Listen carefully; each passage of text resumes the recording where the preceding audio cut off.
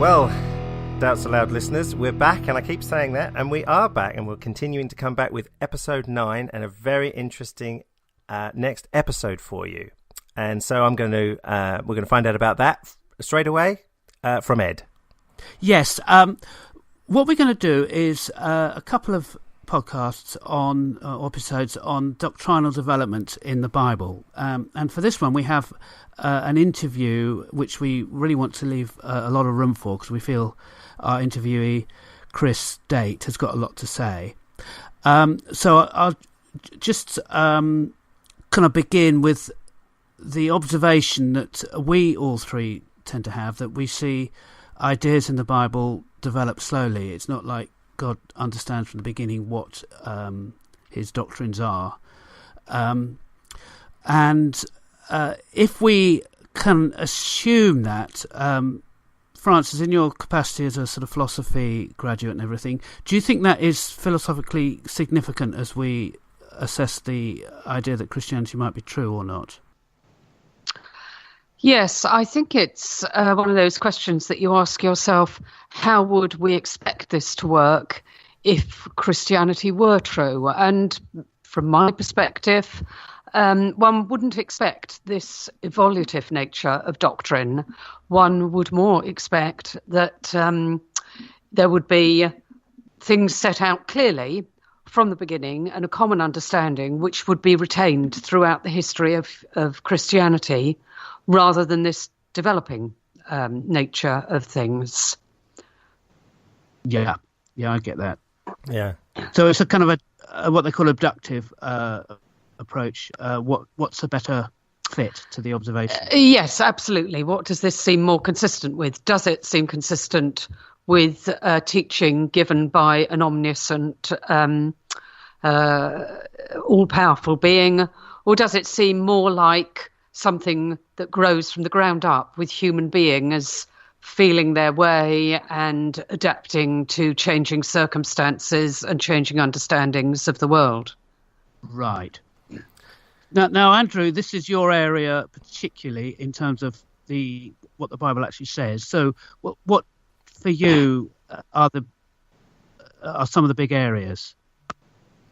Well, when we hear our conservative Christian guest, Chris Date, that comes on, his particular main thing that Chris is known for now is, in fact, a view of hell.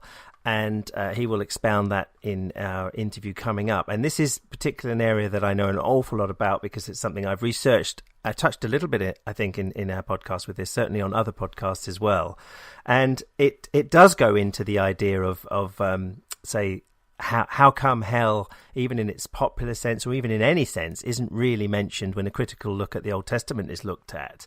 How come it's not really there? And even in the New Testament, there's sort of different ideas. And Chris will be espousing actually quite, to some Christians, a radical idea, which has been there in the church history. And so all these questions about what is the origin of hell, did it evolve, or is there a progressive revelation, as some Christians say, and so that it's all true but it's not revealed in the same way? And so these questions will be tapped into with Chris.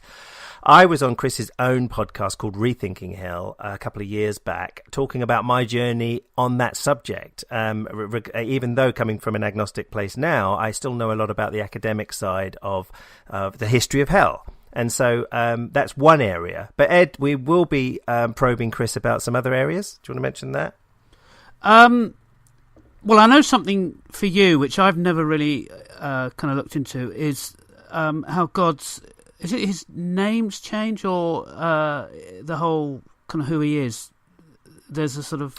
Yeah, carry on.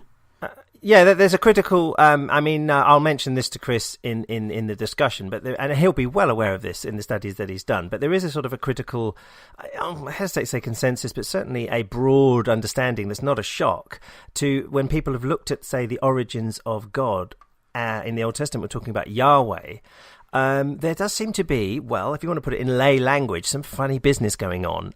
In some parts of the Bible, in what people would trace as different sources, you've got a reference to Yahweh almost being God from the beginning. And in other sources, there's a very clear passage that says, you knew me before as El, and now I'm telling you I'm Yahweh. And this is puzzling to a lot of scholars. And there is a sort of idea that Yahweh sort of was a younger deity name from somewhere else that sort of, in a sense, later came in and merged with the god El of a pantheon of gods. And it's sort of very, very interesting. And so I'm going to point that out and probe Chris with that question, because you'll find it in the scholarship writings. And so it again, as Francis was pointing, does this point to a human book, an evolvement of God as it develops? And how, if not, how does this apply to revelation? Wow. Of God?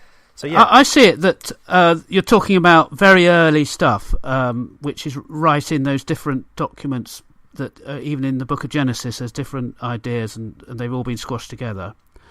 And I see this whole issue as a much broader sweep, that the ideas of who God was like and what happened in the afterlife in Genesis is completely different to later in the Old Testament rather.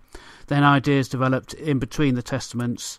Then the early church seemed to have some pretty good ideas, and then they got adjusted by the church fathers. And then people like Chris Date realised that the church fathers did corrupt things a bit, and of trying to go back to the very earliest Christian writings. So that's a sort of big sweep of how things change, particularly on the afterlife question, and what happens to us heathen who are going to go to hell, exactly what happens to us, all those sorts of things. There's a big kind of sweep and change and development and all sorts in the massive big picture. Indeed, and I tell you what, just on an off-cuff sort of thought here, we'll have to have Matthew Hartke back on, because he had a journey towards Christian universalism towards the end of his journey of faith, and that is a whole nother question and a whole nother historical thing about change, and do you find it in the Bible, and how persuasive is it, and this today's episode will raise a question to that subject in another time, but I think that's going to be very interesting as well to do that. Can I say a few things about Chris before we get him going? I'm really impressed with him. I see him as a bit like you were, Andrew, sort of 20 years ago. It really matters to him what is true, what the correct version of Christianity is, and he's not just advocating his own version. He sort of wants to know what the Bible says, and he has sort of dived deep into this particular issue of hell, and come up with this idea that the New Testament actually teaches that the people like us will be punished in hell and be destroyed by it, and then that'll be the end of us. So it's like a second death.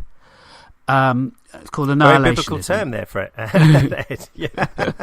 And I came across him via you, and he'd had a conference in London over on it that we both went to, and actually I wrote a paper on the apologetic side of it with Josh Parikh, who I hope will...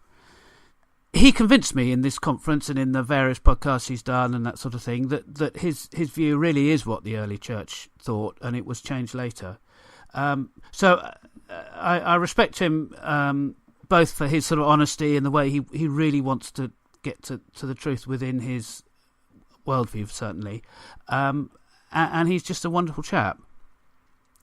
It's going to be very interesting for me, because I remember that, Andrew, you did a talk to the meetup group, the Unbelievable Skeptics meetup group, and you did a talk on hell, and that was fascinating. But you were coming at it from an agnostic point of view, so it's going to be really interesting to hear what a conservative Christian has to say on the subject. Yes, and this will be even doubly interesting because Chris is sort of out on the edge, particularly in America, where the traditional view of hell is still sort of the mainstay, and he gets into trouble for espousing the view that he thinks is biblical. And it just so happens that I do think that is the best reflection of the biblical text, even now. And so so Chris is going to be a very interesting guest, and so certainly look forward to the interview. Well, let's have him on.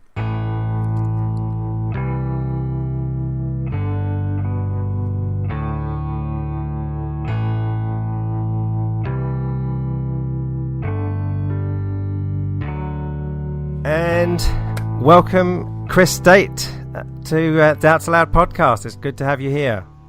Thanks for having me. It's an honor to be here. And, Wonderful. Yeah, it really is. And I first must be pushing 10 years, possibly anyway, certainly 9, where I first heard of you, Chris. And it was when I was sort of at a very interesting evolution of my own self. To use the word evolution straight away. That's right. And I was virtually on the tipping point of becoming a full preterist around about sort of 2007, 8, and 9, at that sort of period. And I had touched into somebody who you were good friends with, D.D. Warren. Right. I'd listened to her podcast and somehow found myself on a podcast you were doing. Must be very early days for podcasting for anybody. But you were there, it seems. And I was listening to you about preterism, basically, another subject that we've touched on in this podcast. But that's where I first sort of stumbled across some of your work. And Ed? Well, you were on the podcast that Chris was hosting called ReThinking Hell, and you told me about Chris that way. And so I tapped into what you were up to, Chris, and when you organised a conference in London, the third of the ReThinking Hell conferences, I was in there. That's right. Didn't you co-present with Josh Parikh? I did. We were doing something on the overlap or interaction between doctrines of hell and apologetics, and by what was the more kind of attractive position on hell from the point of view of apologetics. Well, there's these things going to and fro, because I can remember, you've probably beaten me now, Chris, because at one particular point I was on Unbelievable Show like 3 times, and I think you were, and it was like, I think when you interviewed me, you said you'd only been on twice. I think you've been on, 4 times now? I think 3. So we're probably tied. Okay, probably tied at that. And it's funny that you mentioned our connection in terms of preterism, because the first time I think I encountered you weren't you on an episode of Unbelievable with D.D. Warren discussing that very topic? Yeah, absolutely. Yeah, I was indeed. So it all goes round and round in this sort of thing. Except for Frances, she's the odd woman out, right? I am. Yes, I am. I'm feeling very isolated. Yeah, I'm waiting to be educated by you guys, because it's not a topic I know a lot about. So Frances will have her contribution certainly in all of this. But yes, it is interesting in the different sort of seeds. And I do remember one phrase from the ReThinking Hell conference that we all were at, except Frances, and that was your comment about open theism. They're out to lunch. And that was sitting next to Roger Forster. I thought, wow, okay, fair enough. That was it was all in good faith. It was all in good faith, that's right. Because I was just talking about the differences of different views, and you said, well, regards that, they're out to lunch, but I'm with this sort of view. Anyway, to get the ball rolling, we've got some sort of interesting questions that each of us will ask you, Chris, to do with the hell subject, and also touching into the concepts of what we would think is an evolving God in the Bible, and maybe have some counteract comments from yourself. So Ed, could you sort of launch into this? Well, really, I think it'd be great to hear from Chris on your history, why looking into hell was important to you personally, and what you've done with it from there. Yeah, sure. I don't know if it's a whole lot to tell, but I'll do it as much as I can. So I became a Christian 17 years ago, shortly after the birth of my wife's and my first son, and very quickly became interested in theology and in apologetics and things like that. And several years later, this would be something like 8 or 9 years ago now, I started my own personal podcast. It was called Theapologetics, which is sort of a combination. That's right, a combination of the words theology and apologetics. And during all this time, very early on in my faith, I embraced a traditional doctrine of hell as eternal torment, because I encountered Jehovah's Witnesses and other pseudo-Christian or heretical, views, and where they were saying there is no hell, or that hell is annihilation and what have you. And when I was reading apologetics works and things, they offered what seemed to be very straightforward interpretations of biblical biblical texts that seem to teach that there is, an eternal torment awaiting the wicked. And so I defended that view for years, believed it, and I never had any problems with it emotionally or philosophically, which may mean I'm a little hard-hearted or something like that. But it was never something that bothered me. And then one of the people involved in D.D. Warren's ministry, Andrew, is a guy named Glenn Peoples. And he's been on Unbelievable a couple of times as well. And when we were doing ministry with Dee, Glenn and I started discussing this topic, and it was a surprise to me to learn that there were otherwise seemingly very orthodox conservative Christians who held to this view, according to which the wicked will be destroyed in hell rather than kept alive and tormented forever there. And so I was intrigued that there were Christians that believed it, and I was told that the best person to discuss it with and have on my podcast to discuss it was a guy named Edward Fudge, the author of The Fire That Consumes, and he had just recently published the 3rd edition of that book.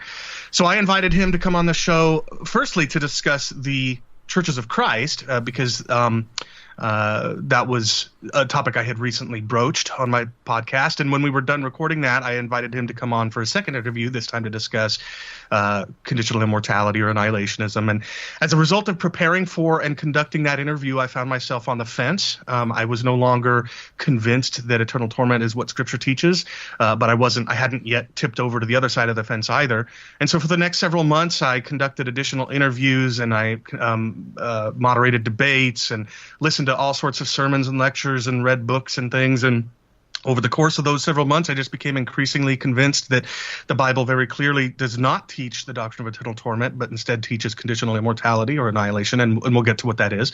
And so I decided when I was about 95% convinced, I participated in my own debate on the topic on my podcast, and the ease with which, from my perspective, I defeated the traditional view convinced me to finally go all the way and to fully embrace it. And so very shortly thereafter, I became a part of this ministry that my friend Peter Grice had started called ReThinking Hell. And since then I've been on Unbelievable a few times. We've hosted a number of conferences, published a couple of books and journal articles, and the rest, as they say, is history, I suppose. No, it's a great great sum up. I was actually listening to the podcasts as I saw you evolving, and there's the word again, because I really was. I was listening because I knew about Edward Fudge when I was into this sort of subject 20 years ago, and he was one of somebody pointed me to his book and a version of it, and it was amazing to thought this guy that I was reading way back was on your podcast, and I could see you changing, literally, probably the seeds of change rapidly, even within that interview with him. And it's like, wow, there you are, as a reformed person as well, and reformed people are not necessarily known for changing very much from my experience. You were changing right there on this view. Of course, we all have our blind spots. We all have our biases and presuppositions and everything, and I'm not at all denying that. But I do try my hardest to be open to God changing my mind by revealing something to me through other people and through other views that I, might not otherwise consider. And so I've changed my views on a number of topics. And I don't think there's anything inconsistent with being reformed. In fact, quite the contrary. I mean, one of the mottos of the Reformation was, semper reformanda, always reforming. And I think that as a reformed Christian, there's nothing more one could do that's more consistent with being reformed than be willing to reform one's own doctrine should the Bible be shown to teach something different than what one, had already thought. So, for me, it really just is about a commitment to following where Scripture leads. And when it became clear to me that Scripture teaches this view, I knew that it would make me a pariah, or at the very least an enigma in many of my circles, and it has indeed caused friendships to end, and it's closed doors to ministries and things. And I knew all that would happen, and so I counted the cost. But really for me, I had to go where Scripture leads, and so that's where I am at. Right. Yeah. That's amazing. Ed. Yeah. Could you say a bit more on kind of where you stand? So, because my listeners know who you are, in terms of things like the inerrancy of the Bible and exactly what reform means. Is it like Calvinism, that kind of question?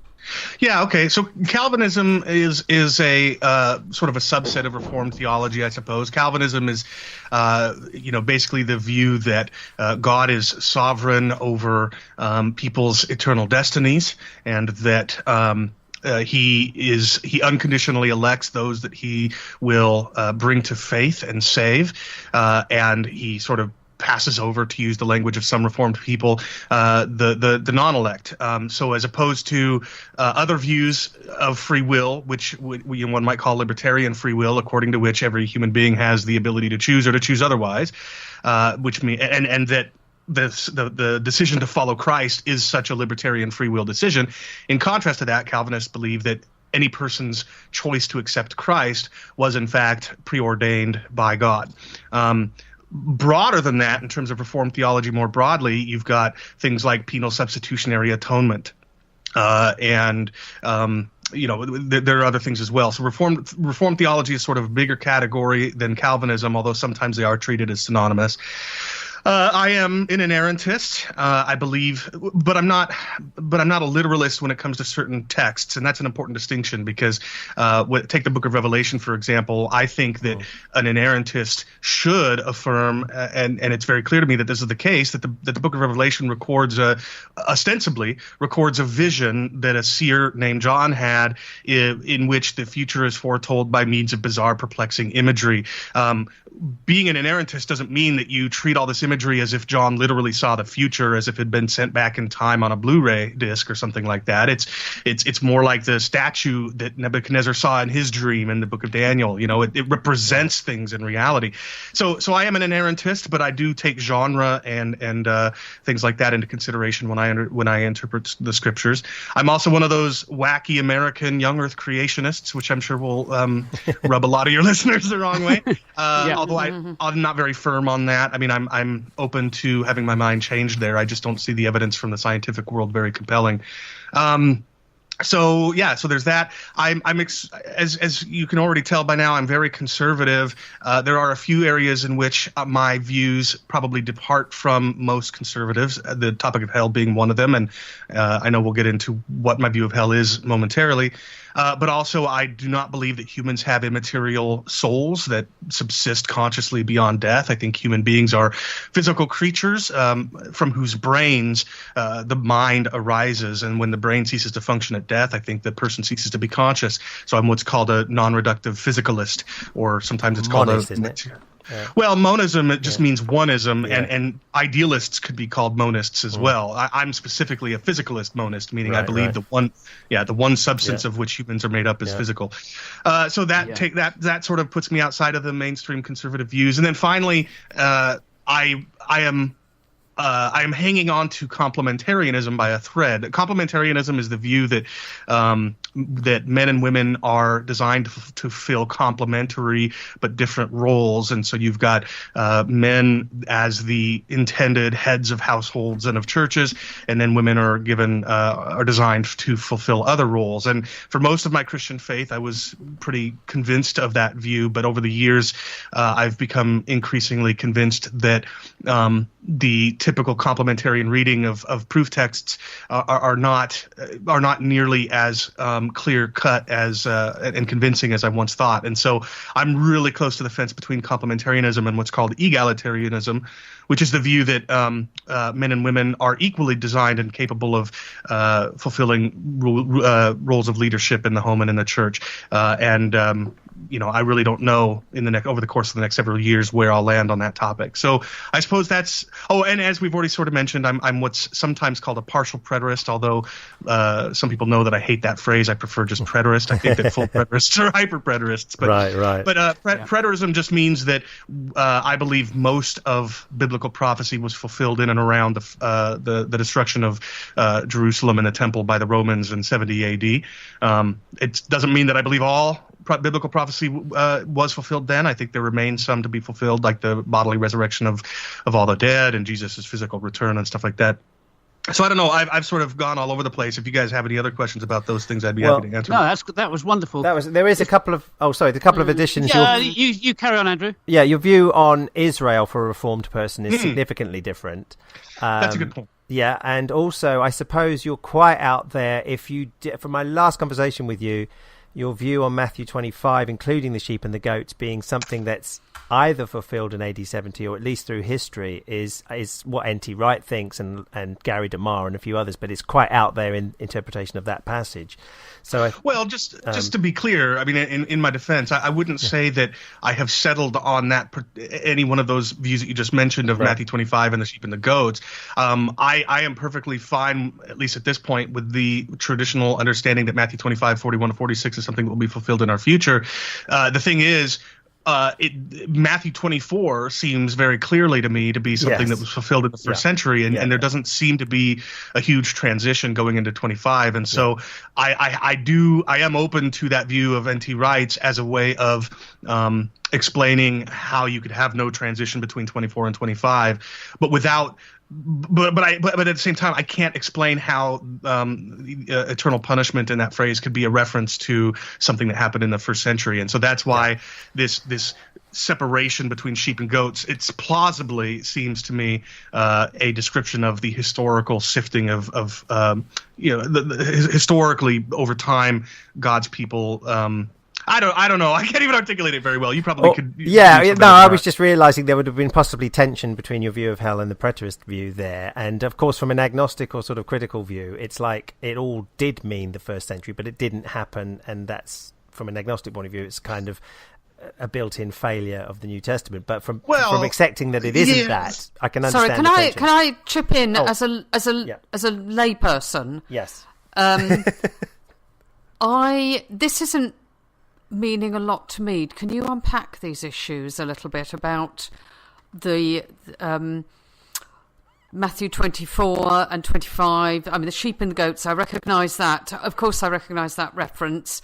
And how does that relate to preterism and the conditionalist view, or the annihilationist view, however you want to describe it, that you, Chris, have of hell? How can you sort of, just unpack those things a little bit for me, because I'm feeling there's a conversation going on that I'm not quite understanding. Yeah, sure. I'd be happy to. And just to be clear, I don't think it's so much that it overlaps or relates to my particular view of hell. It has to do with the timing of a particular passage that I would agree has to do with hell. So to back up to Matthew 24, Matthew 24 records what's known as the Olivet Discourse. It's a sermon that ostensibly, and I use that word just because I know you guys don't necessarily think this historically happened, ostensibly Jesus is on the Mount of Olives and he gives this apocalyptic sermon or discourse or whatever in which he appears to predict that a number of these amazing things are going to happen, and then he ends the passage, or almost toward the end of his passage, he says, "This generation will not pass before all these things take place." And that kind of, and that's not the only place in the New Testament where you have amazing things being predicted and expected to be fulfilled in the first century. And as a result, and most Christians nowadays anyway interpret those things that are predicted to happen as being things that await fulfillment in our future. And as a result, a lot of skeptics have understandably said, well, wait a minute, how in the world can you say these things are awaiting fulfillment in our future when Jesus said this generation will not pass before all these things take place? And a lot of Christians do what I would argue is really linguistic gymnastics trying to make sense. Yeah, right. So they'll say generation there means a race of people or a disposition, and there's just none of that works. So preterism, however, argues that the kinds of things that Jesus is predicting in Matthew 24 are not eschatological in the sense of being in the distant future at the end of time, but rather they were quite imminent, and they had to do with the Roman invasion of Jerusalem and destruction of the temple in 70 AD.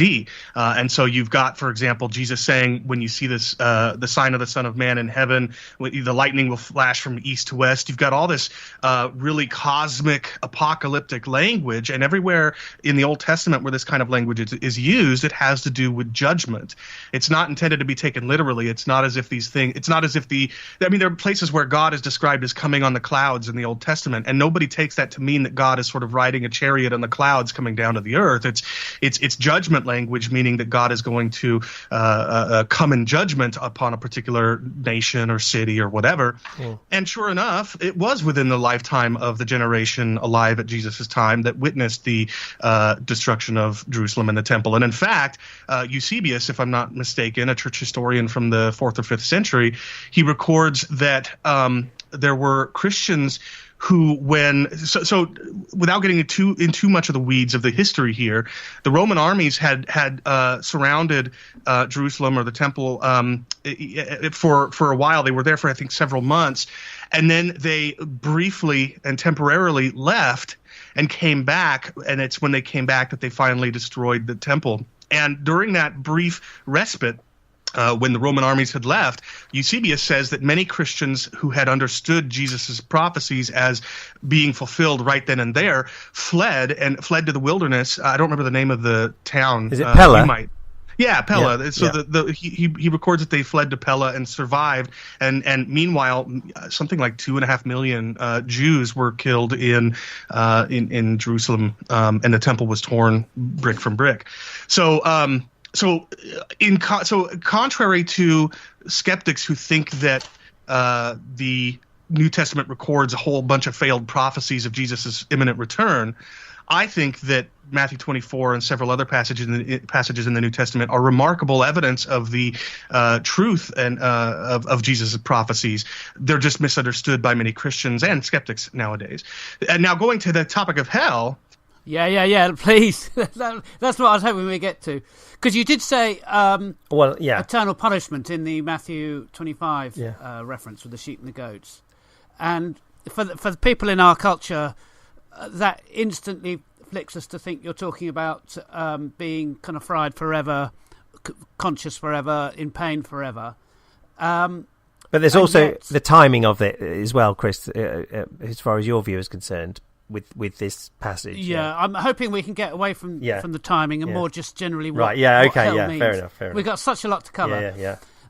We will, but just to answer Francis's question, Matthew 24 leads directly into Matthew 25 with hardly any sort of transition or anything, and it's in Matthew 25 that you have this passage in which Jesus tells a parable of judgment in which God separates the goats from the sheep and uses phrases like eternal fire and eternal punishment. So all of that is just to say that somebody like me, who acknowledges and recognizes that Matthew 24 finds its fulfillment in the first century, has got some explaining to do. How is it that then, without any sort of major historical temporal transition, Jesus then starts talking about hell? If I believe, as I do, that hell is something that awaits our future, in our future, how do I explain the seemingly going from the first century in Matthew 24 to the 21st century or later in Matthew 25? And that's sort of the issue that we were discussing. Yeah. Okay. Thank you. That helps. So in our culture, we have this idea that hell is forever and it's really unpleasant continuously all the time.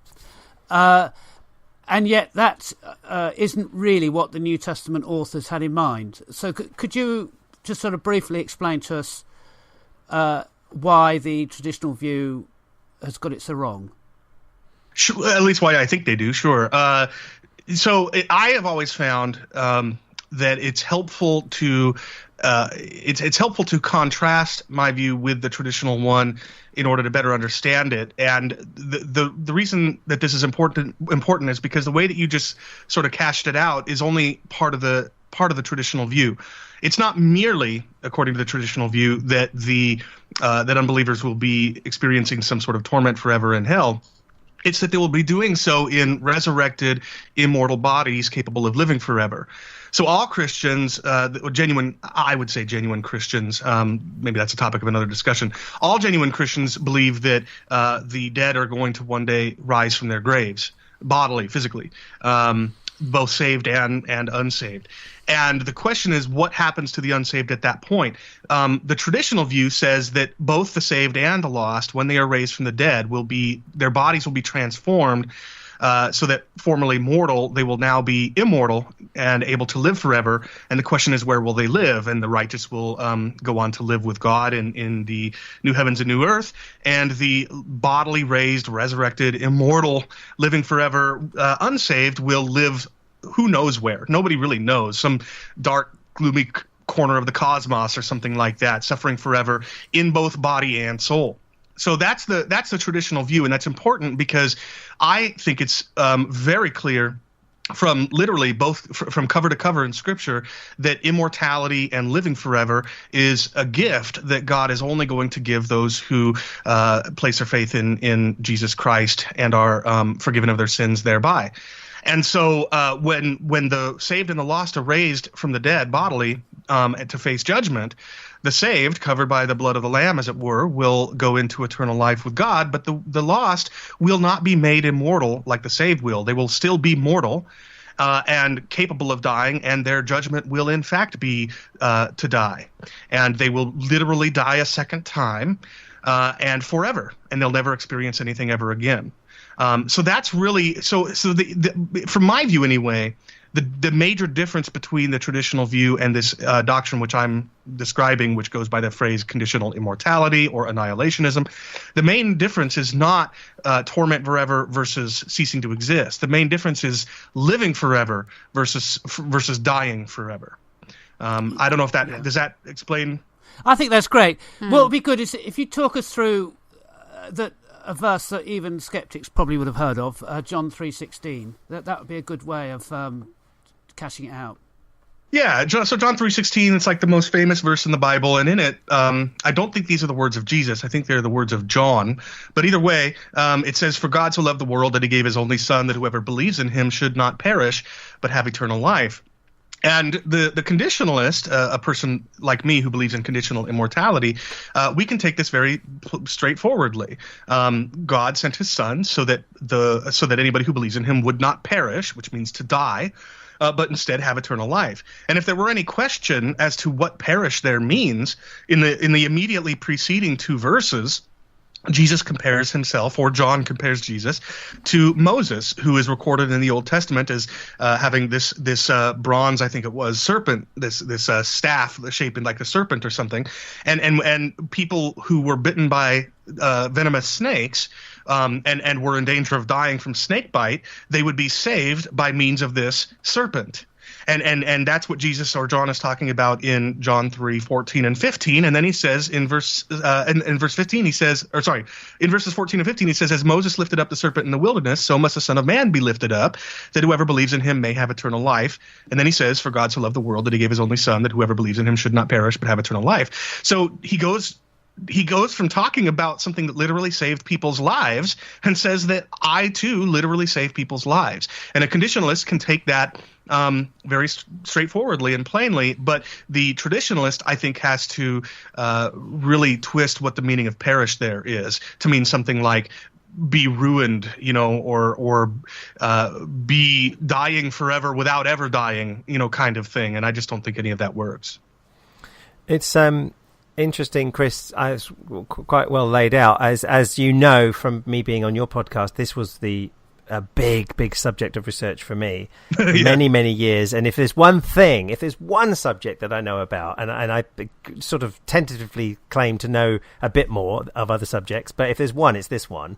And I remember in the early days being completely and utterly amazed by what I felt was discovering this teaching, and this was as a Christian in the Bible. And one of the things actually that first struck me was actually the language of the New Testament and the surrounding Greek language. Like, for example, the Greeks would have said the soul lasts forever because it won't be destroyed, using the same words as the New Testament, or it won't enter into destruction. That's why it lasts forever.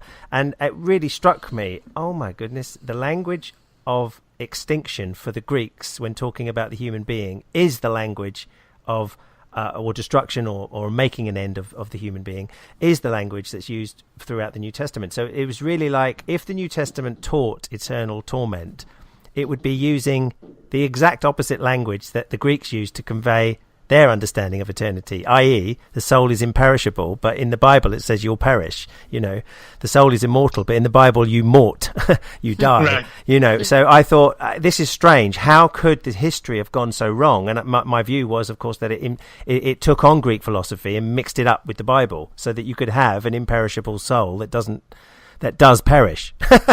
And once you've got that sort of mix, you have a sort of an endless dying but without dying, endless perishing without perish. So that was the thing that really, really hooked me in to think, oh my goodness, this is so different if you take the face value reading of the New Testament.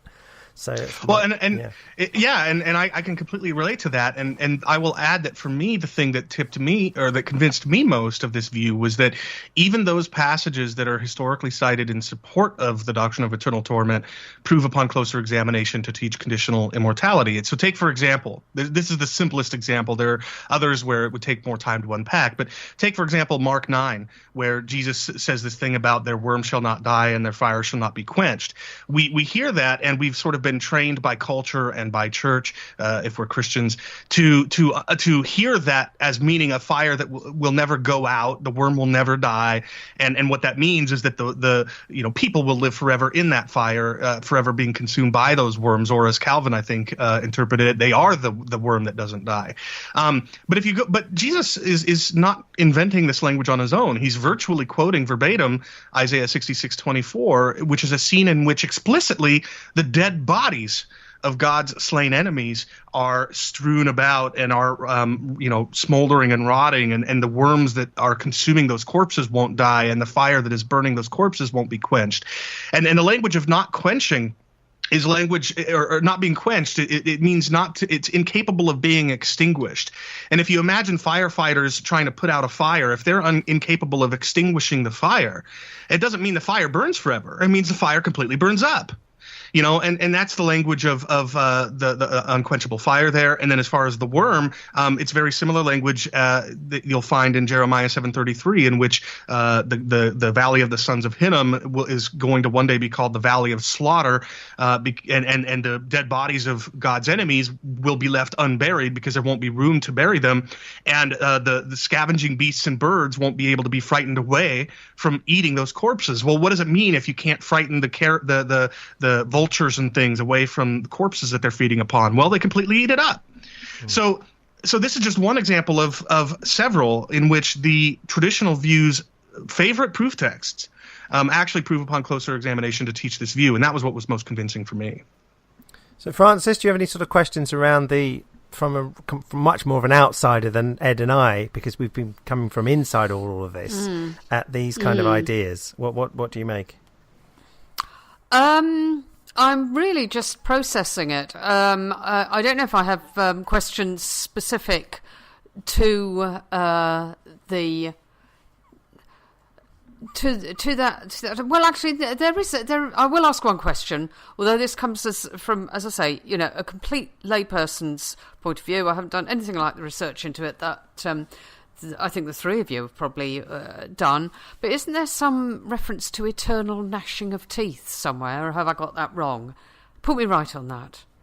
Isn't there somewhere in the Bible where it says there's eternal gnashing of teeth? Or have I misremembered that quote? Why? Sorry. No, I haven't misremembered it, or no, it never says that. It says some of what you said. Okay, right. That's right. There are a few places where weeping and gnashing is mentioned, but weeping these aren't descriptions of pain. Weeping is a description of sorrow, remorse, grief, and gnashing of teeth is an expression of anger. If you imagine somebody clenching his teeth and is snarling, that's what gnashing of teeth means. And the picture is of people being sorry and angry that they're being excluded from the kingdom of God. And so in Matthew 13, for example, Jesus tells this parable in which a farmer or landowner or whatever, he instructs his servants to separate wheat from chaff, stubble, hay, whatever, and to burn up that chaff and the Greek word there means literally burn up. The Greek word is katakaio. It means it's not just to burn, right? It means to completely consume, to reduce to ashes. And then a few verses later in Matthew 13, Jesus interprets that parable. He explains its meaning to his disciples, and he says that so too will the wicked be thrown into a fiery furnace where there will be weeping and gnashing of teeth. And the fiery furnace language comes from a book called Malachi at the end of the Old Testament, in which the wicked are reduced to ashes beneath the soles of the feet of the righteous. So weeping and gnashing there is even if it's a literal description of something that the lost are going to experience, it's certainly not eternal. It will last as long as it takes to be completely burned up. Yeah. Okay. Can I ask whether the view you've taken hinges to a large extent on the fact that you've said you are a physical monist? Did I get that right? Physical. Yes, you got it right. Physicalist, or a form of monism, and the answer is no. It does not hinge on that. There are all through history, well, not all through history, but through history, there have been both dualists who believe that human beings have souls that subsist beyond death, and physicalists like me on both sides of that issue that share this view. So, take for example, Irenaeus of Lyon. He was the bishop, I believe, of Lyon in the 3rd century, 2nd century, something like that. And in his book, Against Heresies, he defends dualism. He says God can and does preserve the souls of people alive between their deaths and resurrection. But he also says that end of continuance and length of days forever and ever is something that God only grants to the saved. So, the reality is that physicalists and dualists both can embrace this view of hell. Yeah. Yeah, I think they're kind of they're linked questions, but they're kind of separate. I found in my research back in the day, certainly from Froome and other books and all kinds of things, I found that there was this split. I found that most of the writings I found tended to be what you call soul survival list conditionalists, but there were some that were the sort of complete straightforward, if you died now, you were no more, you were brought back to life and then you died again, but it was a more horrific and second death kind of teaching. And so it's sort of linked, but not, I think you get more trouble probably, Chris, from soul sleep or monist kind of views than you do from the nihilist. I do too. Yeah, that's right. Yeah, that's right. I do too. And I think that the reason, or a big reason, why the two views are so closely associated in people's minds, physicalism and conditional immortality, is because the most well-known Christian and non-Christian or pseudo-Christian denominations or groups or whatever that are known for conditional immortality, namely the Seventh-day Adventists and the Jehovah's Witnesses, they are also physicalists or monists or whatever. Yeah. And so it's just assumed that the two go hand in hand. But no, outside of those groups, within mainstream, Orthodox Christianity, you'll find people on both sides of that debate who accept this view. Yeah, I mean, I had an answer for that when I was doing the studies, because there was a guy from a Congregationalist called George Storrs, and I think he took the same view as you. I think he did, and he was like the pioneer guy for one of those movements. And it's like, well, okay, they've just inherited this view. So I really took stock that all the sort of so-called at that time cults got it from the mainstream in some way, That's right. That's your history. Yes, I mean, Ed knows this. I was up in libraries for ages reading this stuff, and I was just like, I was getting more enlivened at the time, thinking, oh my gosh, so even the cults, and of course, then there's debate on whether Seventh-day Adventists are in or out, and all that big debate. And this was back at the time. I'm in a different place now, but I totally get where you're going, and the discovery of a lot of this in history is quite enthralling, actually, when you get to know your subject, and then you realize that most people don't know much about the subject, and it's like, oh dear. So Ed or Francis, do you have any questions about taking this concept of hell? If I was to sum it up, that ultimately eternal punishment shouldn't be used. You shouldn't say, "Are you I used to annoy me. Are you an annihilationist, or do you believe in eternal punishment?" That is, I used to get so annoyed at that. It's like eternal punishment in the conditionalist view is that you're destroyed forever, as opposed to tormented forever, and so that's the distinction. So you both hold to eternal punishment. It's a different way of looking at the language. Yeah, the question is, what is the nature of that punishment? What's the nature I think of it's it? Death. Yeah, that's right. And so, Ed, do you want to sort of build upon some questions on this, on the nature? Oh, is Ed gone? Uh-oh. Ed! Okay. Maybe he stepped away to use the restroom or something. He's been divinely struck off. Yeah, he's been annihilated. There's two left. You're back now, Ed. There we go. Right. How strange. We thought you'd been annihilated, destroyed, Well, finished. It was just strange. Suddenly I was sort of speaking and no one could hear me. I feel like that a lot, don't worry.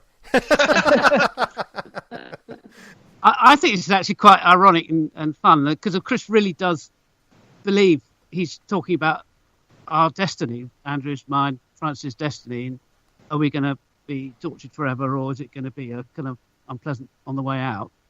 And for us, it's just kind of quite an intellectual, fun discussion about what first century views were, and it's sort of completely orthodox back for us. Mm. It'd be like that if we were discussing just about any Christian doctrine, right? Yeah. Anyway, to sort of stop all the backslapping, I want to sort of get onto something to challenge you, Chris. Sure. It seems to me that God really has sort of left us floundering, and why would he have allowed this terrible picture of him to arise and to have lasted so many centuries? You know where I'm coming from. Sure. Yeah, I mean that's a great question. I'm always a little reluctant to try and divine the mind of God. I'm not sure. I am sure I'm not capable of doing so. But it does not seem to me. I mean, there are a host of possible explanations. It seems to me. So take for example, you said that it's a horrific view, and nowadays there are plenty of unbelievers for whom this is not the only, but a major contributing factor to their disbelief. Yeah, and but I don't know that that's always been the case, and it's at least conceivable that there have been periods of Christian history where, although it was not accurate, the traditional view spurred repentance and faith in a way that it is doing so decreasingly in our modern era, and so it's conceivable to me that may be one reason that God has allowed the traditional view to be the traditional view for so long. It also doesn't seem to me that. And this just may be an issue where we're coming from different perspectives and can't fully relate to one another, but it doesn't seem to me that one should expect God to instantaneously unite all of his followers on all the identical beliefs without any difference of opinion, and then ensure that it remains united like that for the rest of time. Particularly as a Calvinist, I think with God being sovereign over time, there are a number of ways in which it's true that God is telling a story of history, and stories aren't really all that interesting without conflict and without division and without reconciliation and things. And so I think that it's possible that the story of the church, the history of the church, is in fact a story that God is telling, and it's one that is interesting and compelling and not bland and dry and devoid of any conflict. So I mean, I suppose there may be other reasons. I don't know what they are, but I don't see them. I don't see this doctrinal development within church history as being all that surprising, let alone challenging to the truth of the faith. Right. I could see you saying that, particularly with the sort of wider context of this episode of doctrines developing through the Old Testament and into the New Testament, but then even developing after the early church has set the canon and they've moved on from there, and then they seem to sort of cycle back more towards what the early church fathers did think. Well, but that's just what I'm saying is that so first of all, I haven't had the pleasure of hearing what you guys were discussing prior to me coming on the call. I don't think it's funny the way you put it, because I actually think it's the other way around. I don't think that there was doctrinal development from the Old Testament to the New Testament in the way that you guys probably do. I do think there was an increasing amount of revelation, but I don't think there was anything contradictory. But once once the canon has been closed and there's no further authoritative revelation, it doesn't surprise me that God might tell the story of the church in a way that includes divergence of opinion and the takeover of in the mainstream of a view that isn't accurate, and that one day it might be recovered. I mean, just think, for example, about how compelling the history has been for Andrew and me, how interesting and fascinating the study is. It's at least conceivable to me that very phenomenon, that very excitement and intrigue and fascination in the history may be one of the reasons that God has decided to tell the story of the church in that very kind of way, because it's compelling, it's interesting, it's fascinating. It raises questions, to be sure, but it doesn't strike me as challenging to the faith. It's interesting to me. It makes the story an interesting one. Well, right. I mean, I would probably say something like, that's true in terms of like my discovery of it in the faith. But I do know that there have been children or people that have been, horrifically told about the torments of hell forever, and all kinds of either biblical language or just even Dante language or any kind of sort of development on the idea that God will do this, and it's traumatized people so that they need almost psychiatric help. And if the view had never gone that way, I mean, I always tended to think, when I was sort of in this sort of mode, I tended to think, wow, imagine if the so-called true view had won out and become the standard teaching. Can you imagine a band of Christians who were saying, no, we don't think God will destroy people. He's going to keep them alive forever in torment. I don't think it would have got in, because people would have just gone, how can you paint God like that? But it wasn't. It was the other way around. It was the eternal torment won out, and sort of universalism and conditionalism were kind of suppressed. Almost to the point of heresy, presumably, in various places. And so it's like, how come this view of eternal torment, and if God is sovereign and can keep everyone alive but doesn't have to, is he eternal torturer? Suddenly God is this eternal torturer of it's like an Auschwitz camp, but on a massive scale. I think that is so horrific to the human species. It's like crazy that it's been the general one. Let me push back on that, because it's precisely that phrase that you just said, that it's so horrific to the human species. Yes. I actually don't think that's true. Right. I think it's horrific to certain generations of human beings. But if you look, for example, at the writings of Augustine, or even earlier, the writings of the first century Greek historian Plutarch, the Greeks actually would have preferred eternal torment to annihilation. Augustine said that if you were to offer any wicked person a choice between being annihilated or being kept alive forever in torment, they would exuberantly, exultingly choose the eternal torment over annihilation. In that journal article I mentioned earlier, in which I cite Ed's paper at our conference, I point out that all throughout human history, death has been the greatest human fear, and there have been atheists who have become Christians precisely because of their terror at the thought of ceasing to be. You've got agnostic poet Philip Larkin, who did not become a Christian, but who wrote of the horrors of annihilation. And then you've got a professor, I think an English professor, who was kept up at night by the thought of ceasing to be, and converted to Christianity because of the hope that he could then one day live forever. So the point I'm getting at is just that I don't think it's true that eternal torment is a terror to the human species. I think it's a terror to certain generations of people, but at other generations, annihilation would have been the terror. And that's why I say it's at least conceivable that God has allowed certain views to dominate in the church at certain periods of time, because it was more it allowed his kingdom to advance in ways that perhaps other views would not. I'm just throwing that there is a possibility. Interesting. Yeah, I do. Yes, I do. I was aware that there are different arguments where people, and it's true. And a universalist would look at horror at the conditionalists to say, that half of humanity or most of humanity are going to be wiped out of existence, and there'll be this saved. When a universalist looks at conditionalism like that, they're horrified at the dignity of life being wiped out. So each view sort of looks at the other one from a different perspective, and so that's the universalists would have an ultimate reconciliation.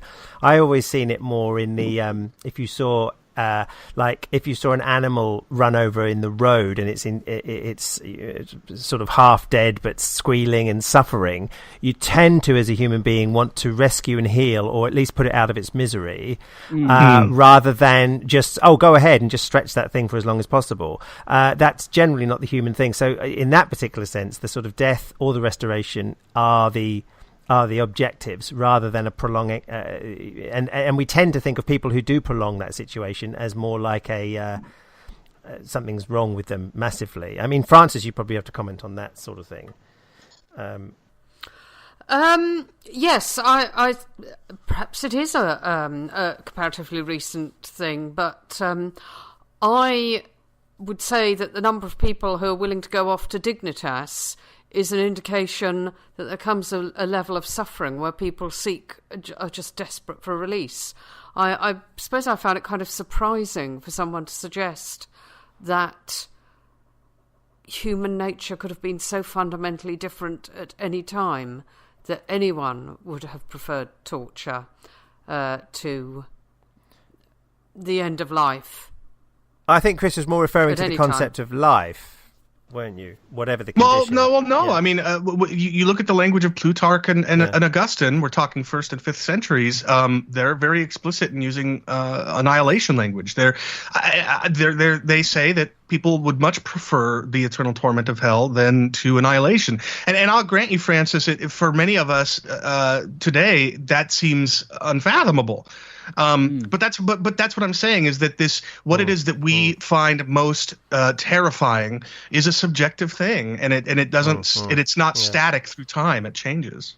Yeah, I mean, I can see where you're coming from. I'm just thinking, I suppose if you were in a condition of it's pain that normally pushes you to release in health or restoration, or putting you out of pain, even if it's just going into a coma or something, anything other than the actual pain of the moment, as opposed to the concept of, gosh, being wiped out of existence is horrific. I'll never see my family again, or my relatives, or the loved ones. That's horrific in another way, regardless of whether you're going to have pain or not. Woody Allen's statement's pretty good, isn't it? When he says that, I'm not scared of death or something. It's just something to do with where it happens, or well, actually, what Woody Allen said was, I don't want to be immortal in the sense of being remembered forever. I want to be immortal by living on in my apartment. He desperately doesn't want to die. No, and I think that's true. Yeah. And I think you're right there about pain in eventually producing a desire to end it all for sweet release. But that sort of depends on the nature and the intensity of the pain, right?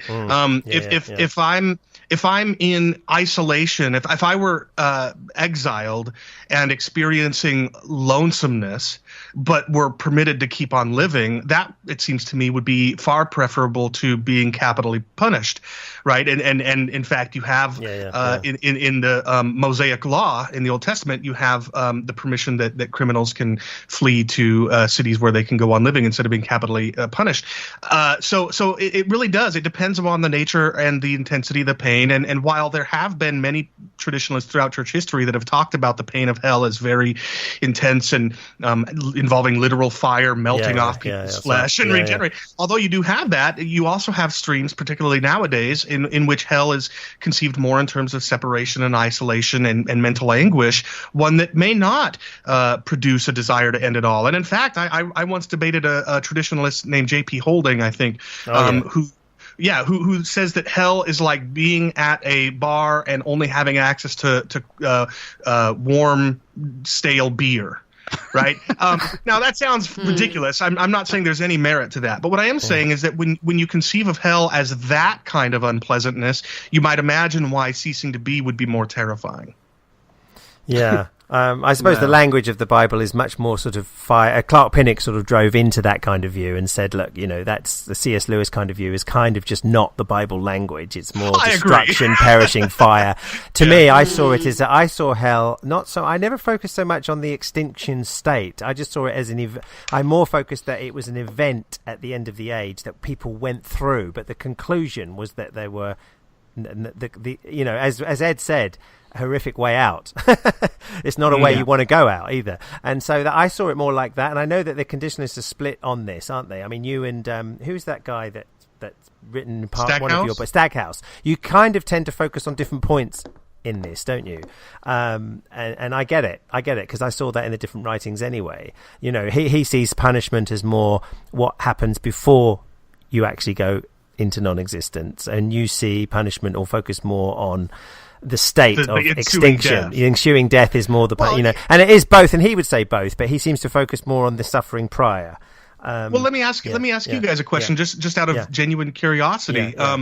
When you conceive of capital punishment, like the electric chair or lethal injection or hanging or whatever, what to you is the emphasis of that punishment? Is it the pain that the electric chair induces, or is it the death that results from it? Yeah, I think in that particular case, if someone was saying, like, or I tend to think of, if somebody say, I don't know, parked their car on the place, instead of getting 3 points, you were put to the death chair and it was instantaneous and no pain at all, we would be horrified at the death for that, whereas getting points on your ticket or whatever, it would be absolutely horrified, because you know that death is so capital in the sense that you've lost the entire life that you would have had. Wow, that's big. But on the other hand, there is the element that, for example, if I was thinking about this fairly recently, like if ISIS sort of caught us and rounded us up to be beheaded, I would be so much more in fear of the process of being beheaded and lining up and being waiting in the groups and being put an orange suit on and being taken out. I would be absolutely horrified at the event, as opposed to I'd either want to be rescued or it be over quickly. So there's different ways of looking at even death in this world, isn't there? I think there is that thing of let it be quick. I think that would play quite a big part for me, but I mean, I think they're both pretty awful. The contemplation of your own death is terrifying, I will say that I would not see it as good news or even neutral news if I were told that I were going to die. But then again, I will always say this: I've never met anybody, including Christians, who does. I do not know of any Christians who think, good news story. I've got this terminal illness. I'm going to go off and be with Jesus. So I will say that's evolution. If we, as a species, there are evolutionary advantages for us being able to have a concept of death and having a great fear of death. So the default position is that you will have a strong aversion to dying, because that's the way you survive and reproduce, and that's what's going to make us a successful species. But it doesn't mean to say that in extreme positions, so where your life is wretched, because you can't do anything, because you've lost your dignity, because you're in continual pain, it doesn't mean to say that you can't, at that stage, then feel that death is the better option and seek a pain-free death. Yeah, and some do. Yes, many do, yeah. So, Chris, you said that you didn't agree with us that there is doctrinal development in the Old Testament. If what you mean by that is things in later Old Testament books or even in the New Testament that are contradictory to what is in the Old. I do think there's certain undeniably development in the sense of additional information. The question is whether, if I disagree with you, it's because I don't think that additional information conflicts with the stuff that's already been revealed. Right. So what would you make of Sheol? Well, it seems to me that the Old Testament authors spoke very poetically and apocalyptically and with a great deal of imagination and license when describing Sheol, the pit, the grave, the underworld, whatever. There's very little, as far as I can tell, in the Old Testament that indicates that they believed people would actually go there and remain conscious there.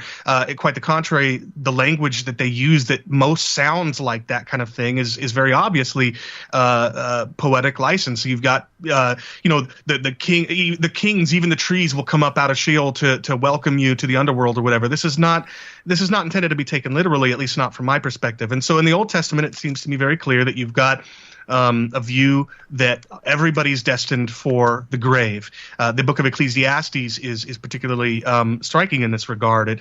It says, in fact, it laments the seeming injustice of the fact that that both the righteous and the wicked ultimately end up in death, in Sheol, in the grave. Whether or not there was anything beyond that is something that is not clear to me in the Old Testament, and I don't think it would be fair to insist that they clearly did not think there was anything beyond that. So you've got, for example, Daniel, who speaks in chapter 12 about a resurrection from the dead, and that's true whether you take it as having been written in the 7th century BC or in the 2nd century BC. You've got, even in the book of Ecclesiastes, in which I just mentioned, the author concludes that even though it's true that both the righteous and the wicked are going to end up in death, nevertheless, one day thereafter, God's going to judge every thought and deed. And so how could the author of Ecclesiastes have conceived of that if there wasn't some sort of life beyond that? And then you've got Job saying that, seemingly, according to some translations, saying that even though I'll die from my flesh, one day I will see God. And you've got little scattering indications that perhaps there's something beyond the grave, but it's certainly unclear to them. It's certainly uncertain. And then you see that expanded upon and developed in the New Testament. That doesn't sound to me like contradiction. That sounds to me like less clarity being moved to more clarity.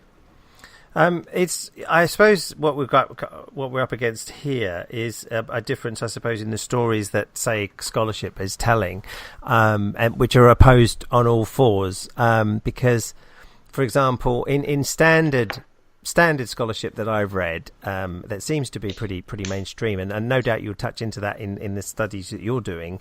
Like, for example, it's extremely standard stuff for people to say against conservative thought or fundamentalist thought would be that the devil in the Old Testament isn't an enemy. The devil is a sort of more of a role, and it's an agent of God who does what God wants, but in the sense of, there may be this sort of, he's going to test Job, but it's all because of God's permission. And it's not the enemy that we see in the New Testament. And it's argued that only after the Babylonian exile that the Jews sort of incorporated Zoroastrianism thoughts of an enemy being. So sort of, because before that, in the Old Testament, God seems to do everything, including making women barren or bringing the judgments, bringing the blessings. It's not the devil.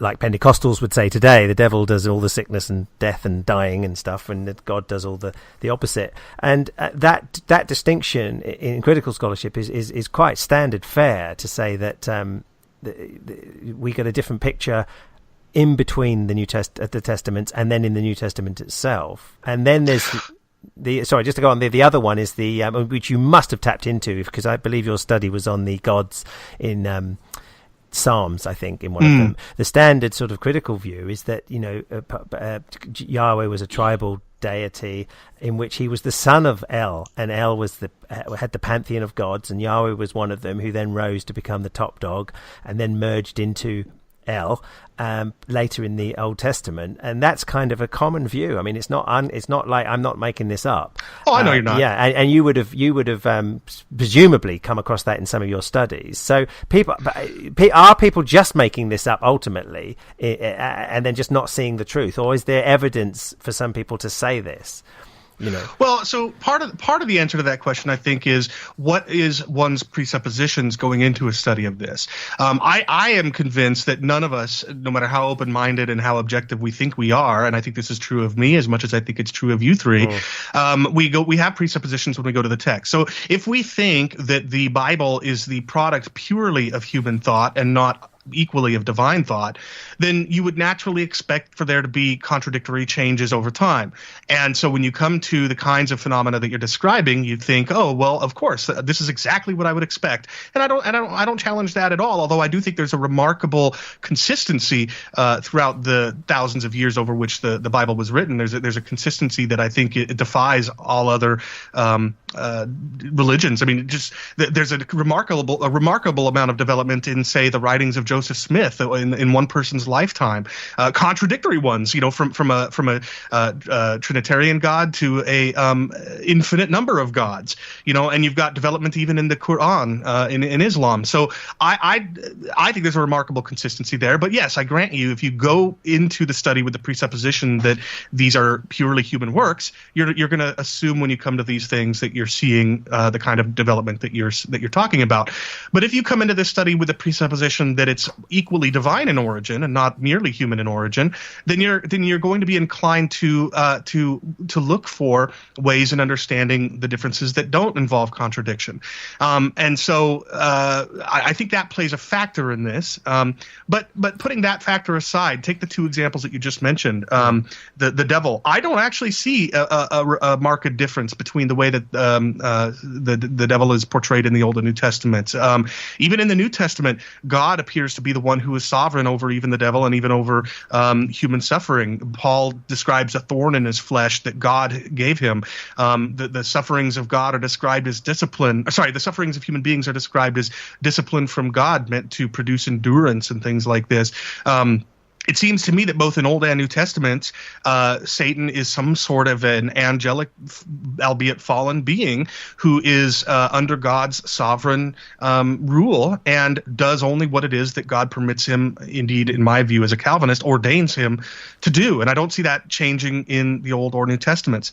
So I don't see a development there. And in terms of the issue of Yahweh being the son of Baal or whatever, I think there are a host of possible ways of explaining that. One is that the psalmist, that God is ordaining the psalmist there to use the language of surrounding cultural views to depict his own superiority to all other assumed gods. I don't think one has to assume that the psalmist or that the psalmist believed that this is in fact the ontological relationship between Yahweh and other gods. I don't think that's necessary. And it seems to me that the view that you described, where Yahweh began as, in the history of Israel, began as just one of one tribal god and then came to ascendancy over the rest, and then later is a true monotheism. That does not, although that is a common view, it does not at all seem to me to be universally accepted or even necessarily accepted by a majority of at least believing scholars, although there are believing scholars on both sides of that question. So, these are interesting questions worth discussing, but I don't think they're anywhere nearly as conclusive as and universally agreed upon and as clear as you seem to think that they are. Well, yeah, I mean, I'd counter the thing where you said you come into it with a presupposition as if they're sort of like there's an option of presuppositions. You take this one before we go in the door of Bible study. I'm going to take the presupposition it's human, and now I'll study. I actually studied the Bible as a Christian, as an inerrantist at the beginning, and then a sort of a more shaky inerrantist, and then sort of more a non-inerrantist. And I was coming to the record with the assumptions of yours, for example. But when I met with the language, it was a bit like as Kenton Sparks said for his own journey in the same way, which was that he was taught with the presuppositions that the world was flat as a metaphor, and then he found in the serious study of the nature that he was discovering it to be a globe, and that globe was the critical scholarship of more liberal thought, I suppose. And I found the same thing. I found there can't be an error or mistake in the Bible. There must be a way around it. And then the easiest way is this way, which happens to be the more critical view, and then the easiest way on this subject is this way, and the most makes sense. So sometimes there must be something else going on to think, why do some minds, to me the ascendancy of Yahweh makes perfect sense to me, and I would have been one of those like Peter Enns. He thinks that, and you've heard of Peter Enns presumably. Oh, of course. Yeah. So he would accept pretty well so much of the mainstream scholarship that conservatives don't. So I'm sure he's run out of town on most issues, but he articulates it, and I'm thinking, wow. And this guy is a believer, and Yeah. But then for every Peter Enns, you've got somebody like Michael Heiser who who also accepts some of the things that you're describing and yet maintains a much more conservative bibliology and does not think that if you look at the published journal articles and things by Michael Heiser, you'll find him denying that Israel was ever outright henotheist or polytheist or anything like that. He would say that Israel always believed that that Yahweh was the one true creator God, but that there was a council of gods, as it were, of lesser deities that might otherwise be called angelic beings or whatever. So I mean, I'm just saying how one interprets the data in the Old Testament. There is no universally agreed upon view that Peter Enns happens to share. His view and the view of even less believing scholarship are just some views among several. And as for the issue of presuppositions, I grant you, that's why I said it's part of it's one factor. It's not the only factor. But look, if you and I go into a study like the one we're discussing with the same presupposition that it's inerrant, but one of us is convicted and convinced and compelled that that there must be doctrinal development in the way you're describing, and the other of us does not. It doesn't. I guess I don't see any reason to think that you're going for the quote-unquote easier way to explain is necessarily to be preferred over one that's a little bit more of a difficult explanation, if the difficult explanation is consistent with the presuppositions that one brings to the table. I guess I'd have to be given reason to think that the easier approach is necessarily the favorable one. Yeah, I suppose it's presuppositions, Chris. Yeah. When it comes to doctrinal development, would you agree that it occurs at least in these terms, and that is that someone like Abraham as a character had no idea about heaven and hell, and for him dying, a good death would be to be old and be gathered to his fathers, I think was the phrase.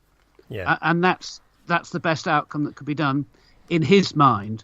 And maybe in hindsight we could see that heaven and hell were real, but he just wasn't aware of it. Would you agree even with that? I think to a point. I do certainly think that Abraham, as a coming from Ur in the Fertile Crescent and being brought by God, he presumably he would have been a polytheist, or in some way, shape, or form have accepted the cultural beliefs there in the Fertile Crescent, and then when he's brought to where he was brought in the I don't know if it was Israel. I can't remember. My Old Testament history is lacking, but God brings him there, and presumably over time he reveals some truth to Abraham. But I don't think that God revealed to him everything, and so I suspect it's probably true that Abraham had no hope or little hope of life beyond death. But I don't see Abraham authoritatively teaching anywhere in Scripture that is in fact the end. Full stop. That's right. No, I'm not trying to go over that with this question. Okay. And then the kind of author of Genesis, in describing it, you would think that person as well isn't aware of heaven and hell in the way that is finally developed in the New Testament. Yeah, I mean, again, I think I am a believer that Moses compiled the writings of the Torah, the Tanakh, the Pentateuch. Sorry, not the Tanakh, the Pentateuch, whatever you want to call it, the 5 books of Moses. And I think that he probably had a little bit more information than Abraham did. But I don't see any reason to. I don't feel forced to affirm that Moses believed in one day, resurrection one day and life forever. But again, I want to reiterate, not being familiar with or having no belief in life after death is not, it seems to me, a contradiction with later finding out that there is life after death. I mean, here's a rudimentary example. That's what I'm saying. That in that respect, there's that kind of development that people, say from your point of view, realize more and more of what the truth is, but they never actually stated things that were incorrect. They just weren't aware of things. Yeah, that's a fair characterization, I think, of my view. Yeah. So for example, I think it's conceivable I am not convinced that ancient Israel believed that the Earth is a globe. I think it's very likely that they believed that the Earth was some sort of a flat plane or whatever. And so I think that their language, like four corners of the earth or whatever, reflects that belief. But I don't see anywhere in Scripture where the earth is authoritatively taught as being a flat plane as opposed to a globe or something like that. And so it's important from my perspective anyway, and you guys may not see it as important of a difference as I do, a distinction. There's a distinction between the Bible recording human beliefs and it authoritatively teaching erroneous human beliefs. Do you know what I mean? I know exactly. Yeah, I get that. I know exactly what you mean on there, and I tend to think the same with the flat Earth reflection. I think the Old Testament reflects the same as every other nation around, which was that it was a dome and a flat and all the rest of it. And it wasn't necessarily focusing on going out of the way. It was just like, this is the backdrop to what everyone thinks, and that then raises the question on. Yeah, was it? If your understanding then, Chris, would be on that, it would say, okay, it's reflecting an ancient cosmology. We now know different, but it was only reflecting on that. It wasn't yet going out the way. On the other hand, that does impinge on, say, Genesis, where if that, the arguments are that it's a dome, it's rakia, the word, which is beaten out like metal, and it's holding up waters above from waters below. This is all in the same same sort of near paragraphs to an Adam and Eve in a garden with a snake that talks. And so you yourself would presumably say, well, okay, the dome isn't really real, but that's what they thought. But the snake, of course, is, and Adam and Eve are. Peter Enns would say the whole lot's mythology, for example. So, yeah. Yeah, I mean, the meaning of the word, historically translated firmament or whatever, I think that's a difficult word to be certain as to what was intended by the author.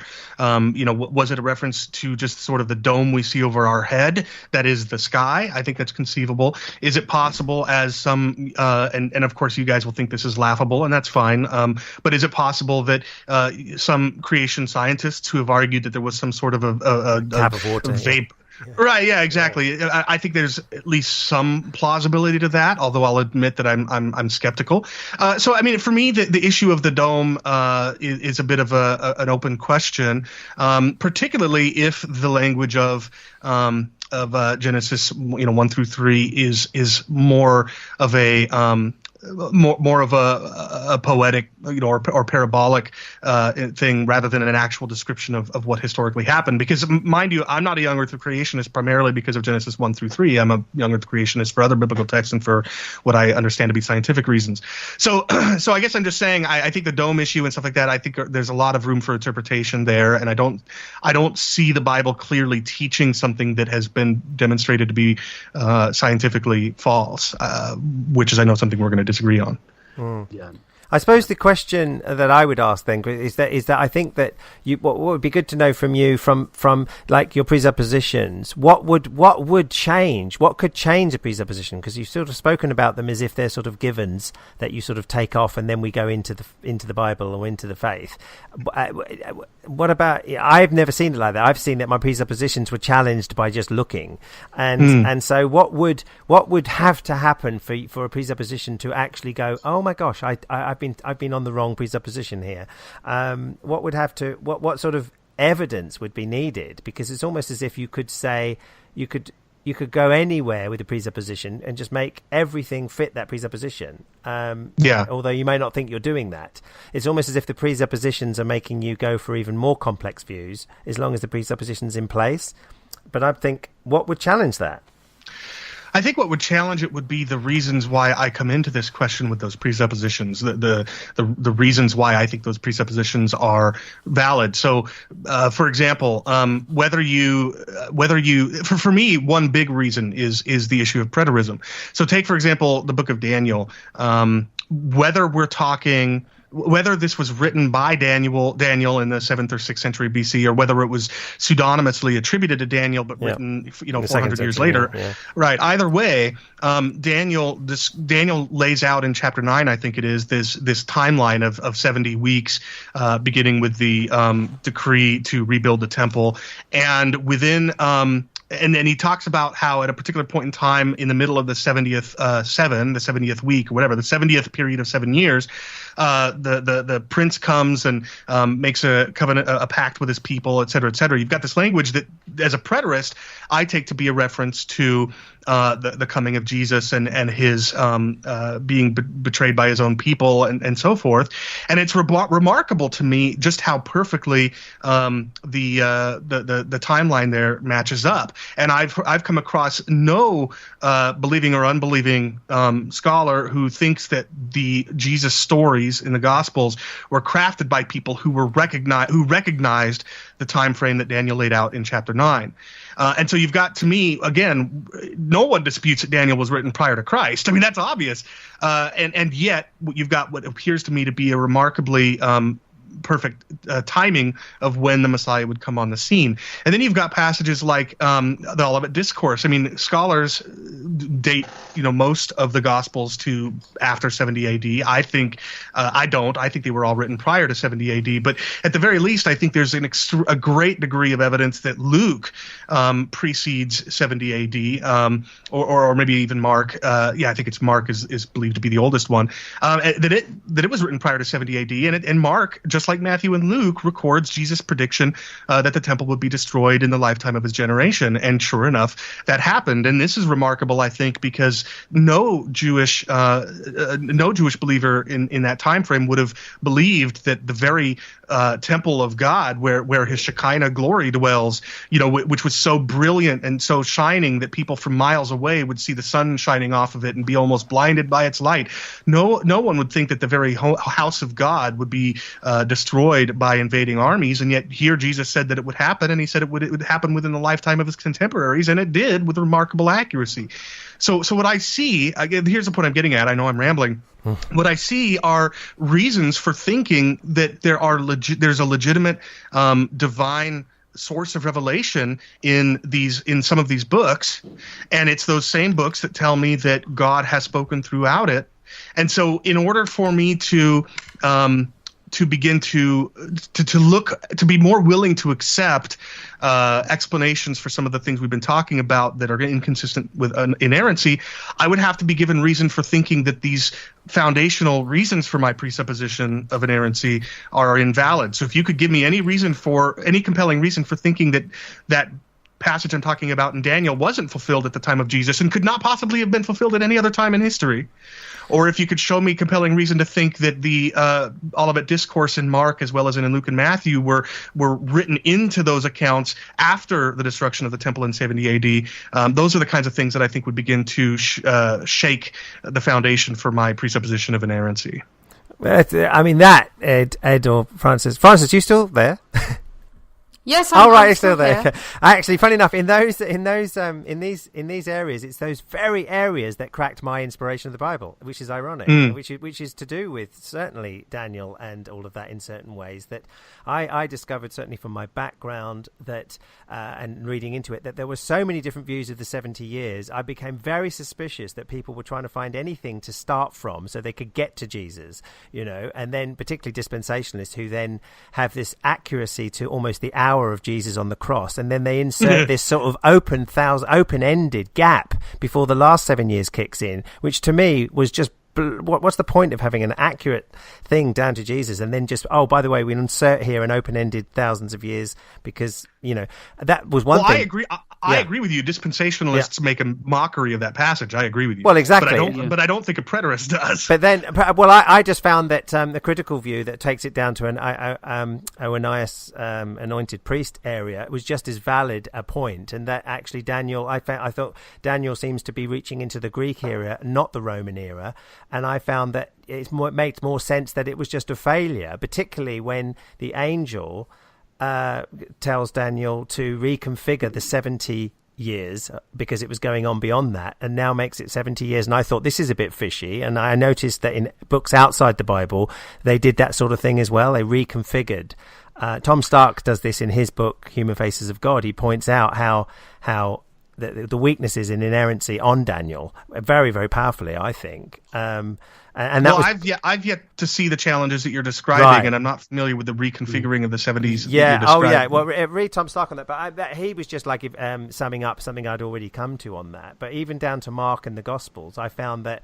Well, obviously, we touched into this. I found that because the natural reading of the text was that, including the coming of the Son of Man, gathering the elect, and the final judgment of what I saw was final judgment, was all this in this generation.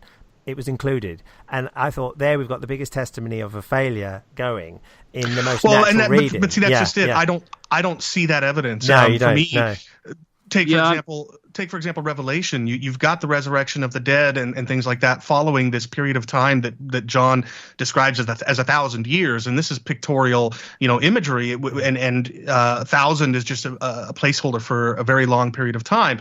So for me, it's very clear that New Testament authors expected something to happen after a great deal of time, but they also expected a whole lot to happen in that century, and that's exactly what I see happening. I suppose you're not a premillennialist then, because premillennial would disagree with everything you just said, I think. Yeah, well, premillennials like open theists are out to lunch. So Chris, it has been amazing having you chat to us like this. It's been fascinating. Thank you so much. Yeah. Could you give us some phrases to Google or some links or something like that to put in the show notes? Yeah, well, so first of all, in terms of links, people can find the books that I've published, two out of three of which are on the topic of hell, at my Amazon author page, and that's just amazon.com/author/Chris Date, all one word without any sort of punctuation. I published 2 books on the topic of hell, as well as a third book I recently published, which is a 2 views debate book between me as a Calvinist and my debate opponent as an Arminian on the topic of predestination and providence. Not that that's related to this topic, but I don't mind tooting my own horn a little bit and promoting my own work. So that's the Amazon page where they can find those 3 books. I've also got an academia.edu profile where I've published a few articles on this topic. Again, one of which cites Ed, your talk at the conference. It's called Scoffing at Hell, Fearful of Death, I think is what the paper's called. But anyway, that article, so my academia profile, I think, is fuller.academia.edu/Christopher Date. I think is the link, and if I'll send it to you privately so that you can get it for sure and include it in your show notes. And then in terms of ministry, it's rethinkinghell.com. Super easy to find. You can also search in iTunes for Rethinking Hell to find the podcast there. If people want to connect with me, they can easily find me on Facebook. I think it's facebook.com/Chris Date. Super easy to find me. I accept friend requests as long as we have at least a couple of mutual friends in common. Or if you send me a message telling me who you are, I'll accept the friend request too, and I'd be happy to chat further. Well, right. I can say that was as your own terminology, I think, on your podcast, that was a fire hose of resources. I'd have to say you've been one hell of a guest. Yeah, never mind that before. There we go. It's been my absolute pleasure. You guys are great hosts. I appreciate the kindness and camaraderie.